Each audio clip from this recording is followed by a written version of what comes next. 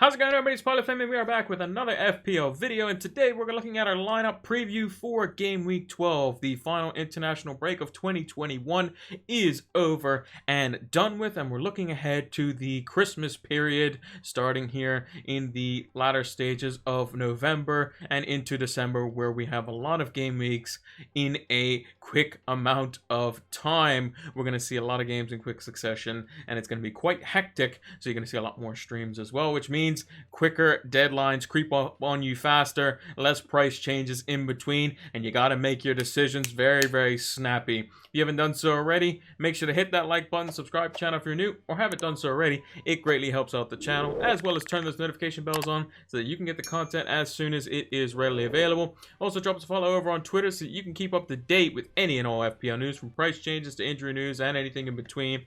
And lastly, make sure to give us a follow over on Twitch so that you can see when we go live for our preview and deadline streams. We'll be doing a deadline stream tomorrow, about 8 hours or so from when you see this video posted, thereabouts. There'll be a pinned comment down below letting you know the exact time for that when we go live over on Twitch. So without further ado, let's talk about our partners for this video with Manscaped. This video is brought to you by Manscaped, the best in men's below-the-waist grooming. Manscaped offers precision-engineered tools for your family jewels. Manscaped have just launched their 4th generation trimmer, the Lawnmower 4.0, alongside their Performance Package 4.0, which also includes the Weed Whacker hair and nose trimmer for those pesky little hairs that are getting out of hand, the Crop Preserver for anti-chafing to make sure that you are as relaxed at all times, the Crop Reviver for maximum conditioning and toning to make sure your jewels are as buff as possible, disposable shaving mats, as well as the premier travel bag for your on-the-go grooming, and lastly the anti-chafing boxers, which I can personally say are extremely comfortable and keep you cool under the highest amount of pressure. What I found the most impressive is that the Lawnmower 4.0 features ceramic cutting-edge blades to reduce grooming accidents thanks to their advanced skin-safe technology, so you can now have that added security when venturing into uncharted territories. The upgraded trimmer also includes a multi-function on and off switch that can engage a travel lock, and also when you are venturing into those uncharted territories, it has the ability for a LED, a 400K LED, a very strong light that you can switch on and off so you can get that more precise shave.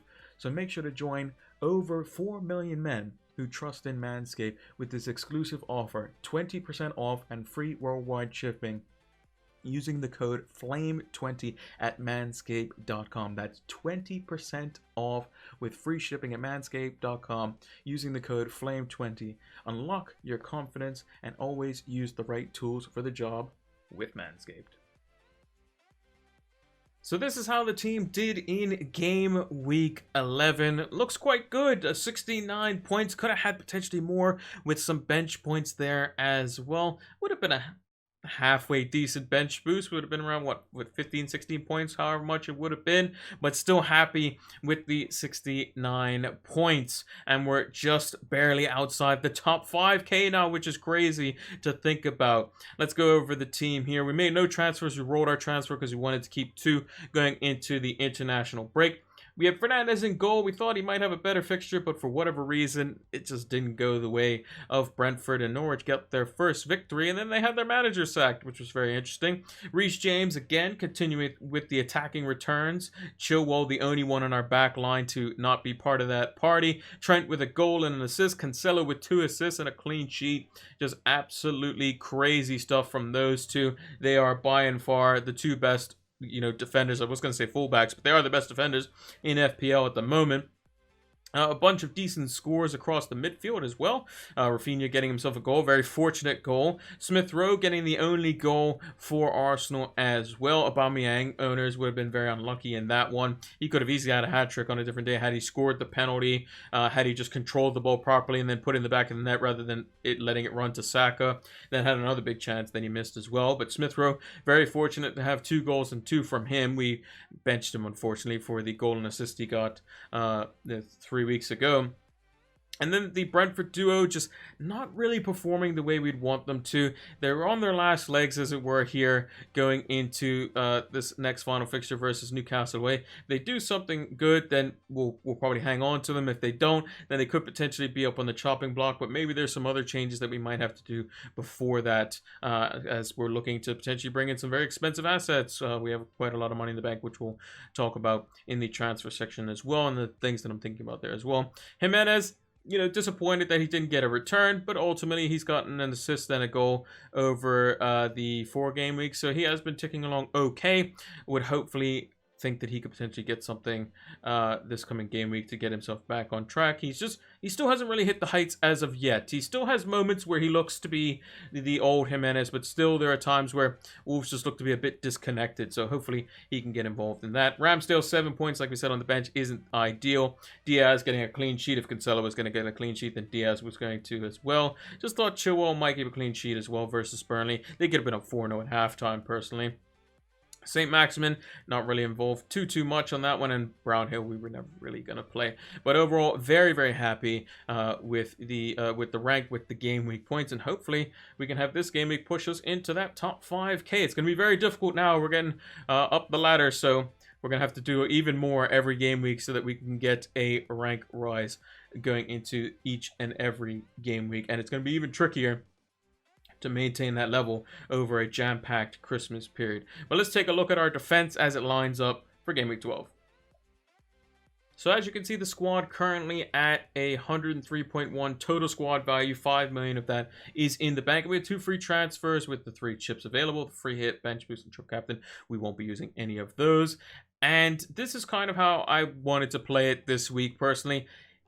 In theory, it doesn't look great for the back line. I don't expect Chelsea to keep clean sheet. I think Leicester will score. Arsenal could easily nick a goal. Liverpool's defense hasn't been great. The only ones I'm really probably comfortable about is actually Man City, because Everton have just been dreadful. And it looks like Calvert-Lewin could be out till Christmas now. He just keeps seeming to just getting pushed back further and further and further. They probably won't have Decore as well. They could be in for a bit of a hiding in this one. And that's why I got the vice captaincy on Cancelo. We'll talk about the midfielders and whatnot when we get there. In terms of the goalkeeper situation, Ramsdale will probably pick up a few saves. I expect him to get, 3 saves. They'll definitely work him quite a lot, Liverpool will. But Liverpool have not, failed to score in a game this season. They have scored in every Premier League game this season, and whether at least 1 goal, and the only team to do so this season, which is why we've got Fernandes.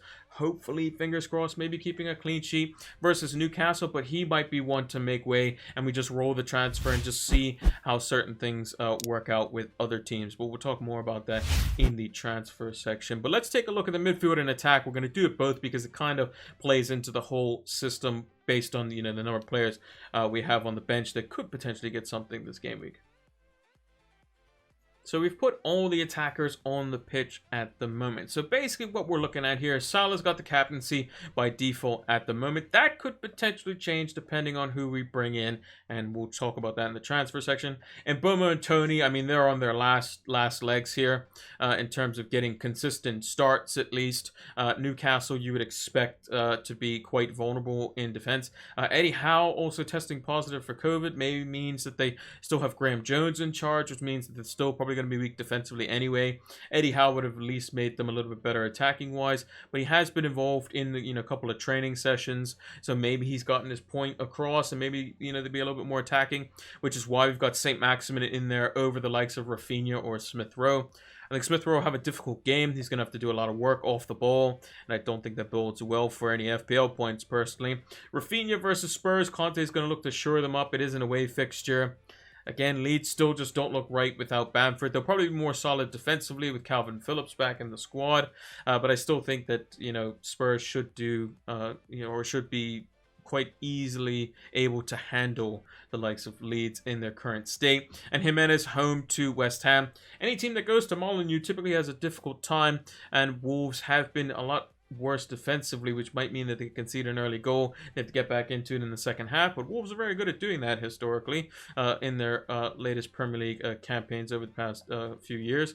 So hopefully Jimenez can be among that. We're still keeping an eye on him. He might make way in a couple weeks after he's already played Norwich and Burnley, which are the two fixtures we're looking to keep him for after this one. In terms of on the bench, we have Rafinha, Smith Rowe, and Brownhill. It'll be in that order. The only thing I'm considering now is whether I play St. Maximin over Rafinha. That's the only real concern I have here. In this iteration of the team, we have St. Maximin versus Fernandes, which, isn't the end of the world. I mean, if Wilson scores, he's probably going to, and Fernandes concedes, then okay, sure. I mean, the ideal scenario would be Fernandes saves a penalty versus Wilson, and then St. Maximin scores later on, because Fernandes will still be on some bonus. That'd be fantastic, but that's very unlikely to happen. Hopefully it'll be a 4-3 thriller. Fernandes saves a penalty, and Mbeumo and Tony get 2 goals, 2 assists each. St. Maximin scores a hat-trick. That'd be a crazy game, and my FPL team would definitely like that, and we'd probably get a green arrow off that alone. But I think that St. Maximin, the home fixture, he's against the easier team that's been struggling defensively, has some injuries there as well. I think you have to play him over Rafinha, who's been somewhat fortunate with some of the goals he's had this season. And I think Leeds as a whole haven't been as good attacking. They've been trying to be a bit more assured defensively.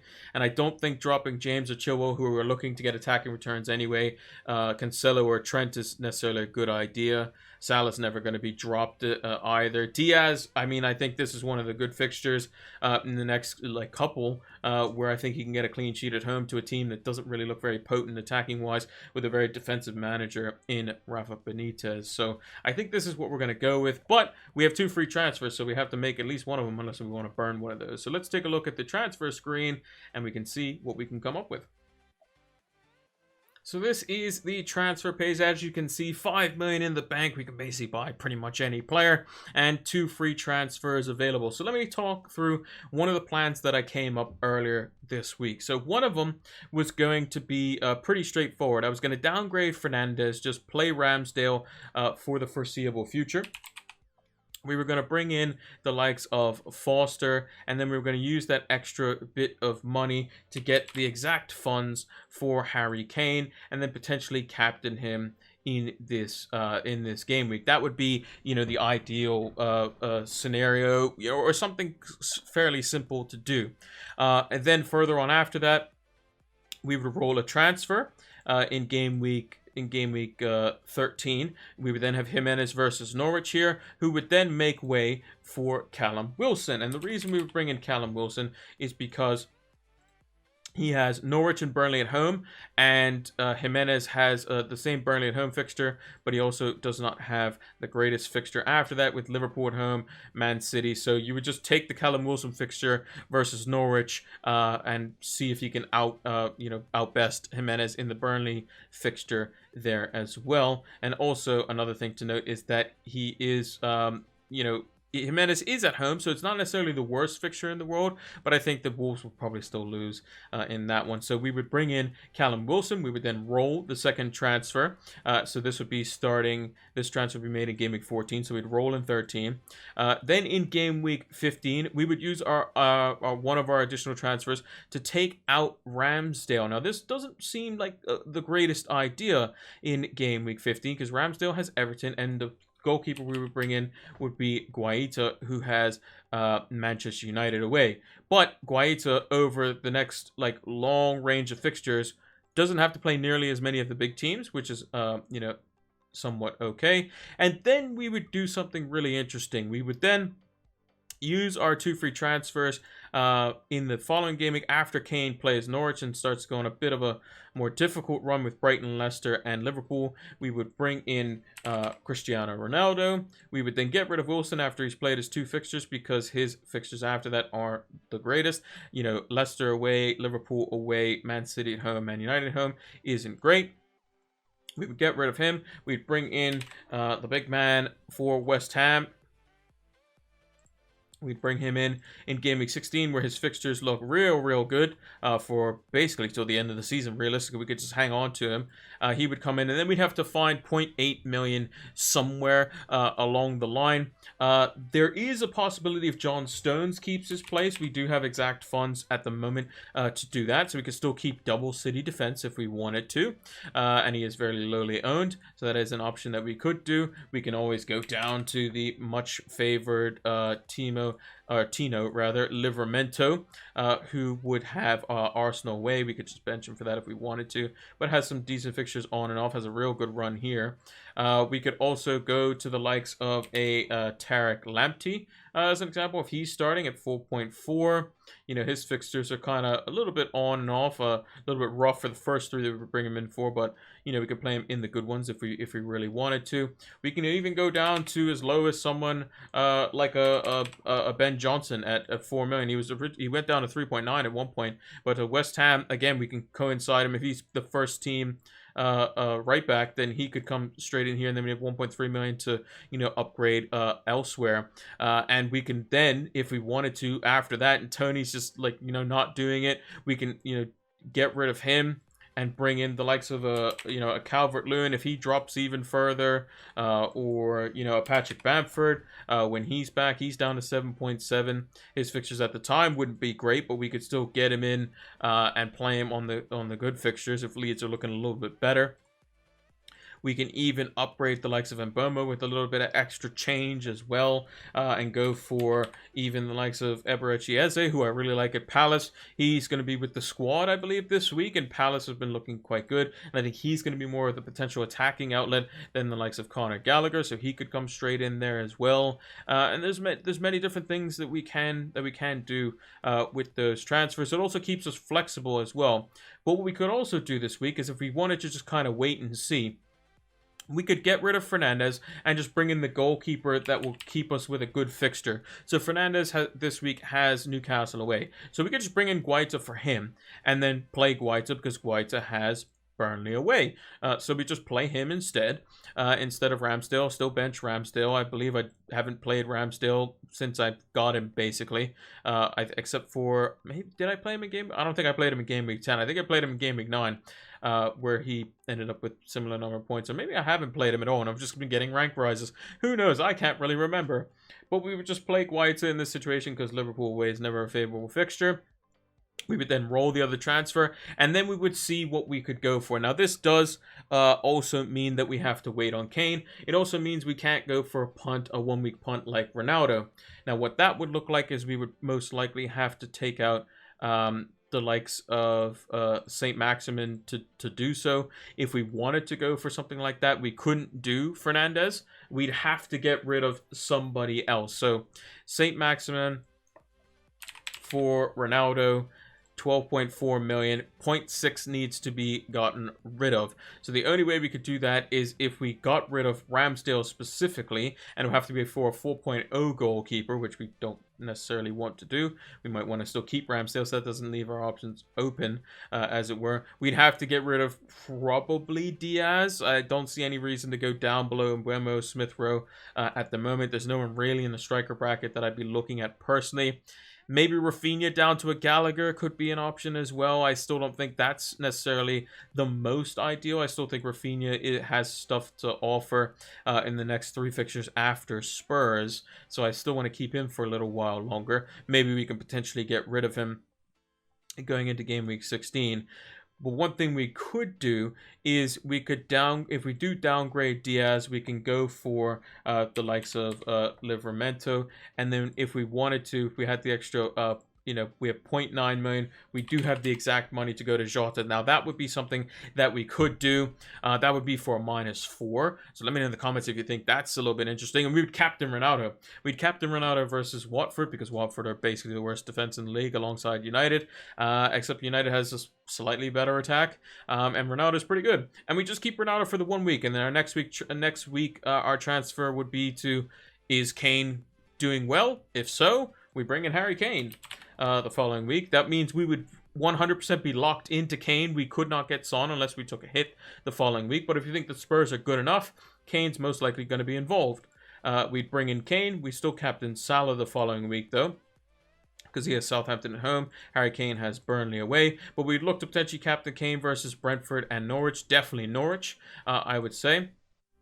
We would then roll in game week 14, where Kane has Brentford, and we would keep Raul Jimenez potentially for the Burnley fixture if we wanted to, or we could just use the transfer in game week 14 to go for Wilson if we wanted to still. Then we would then roll in 15. We would then wait a week on the likes of Ronaldo, who his fixture run does start there, but he will be playing against Crystal Palace, which could be quite tricky. But it's the Norwich game. It's the Newcastles, the teams that are typically in like the bottom third of the Premier League table, where Cristiano Ronaldo does quite well and has done over in Serie A and has done in La Liga as well at his time at Juventus and Real Madrid respectively. So we could do that in game week 15. We would just play it cool. Kane would play in Norwich. We'd be all right. And then we would get rid of Wilson. We would then get rid of Kane. We would bring in Ronaldo. We would bring in Antonio as well. And then we can then judge who would be our kind of cash cow, as it were. So this ultimately requires an additional hit if we wanted to go this route. By game week 16, if Firmino's back, then maybe Jota's the one to go. If he is, we can always downgrade him and gain a significant amount of funds. If Tony's not looking great, then we can downgrade him to a much cheaper striker, maybe a Broha. I believe Armstrong's 5'9" at the moment. He has some okay fixtures. You might want to have him in. Brentford at home, Newcastle at home, Crystal Palace away might be still somewhat appealing.